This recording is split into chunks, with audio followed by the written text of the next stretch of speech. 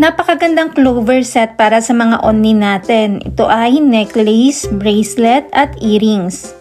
Meron din itong ring pero wala tayong sample ngayon. Isa-isahin nating ipakita ang set sa inyo. Unahin natin ang earrings. Ang earrings ay 3.75 grams at ito ay silicone pakaw only. Heto naman ang bracelet, 7.5 grams. Ito po ay double chain na. Siya ay may dalawang flower design sa gilid at may 18K Korean gold lock. Pwede ito sa 16cm to 19cm. Heto naman ang necklace. Ito ay 3.75 grams at may 18K lock. Pwede rin ito sa 7.5 grams kung gusto mo ng mas makapal pa.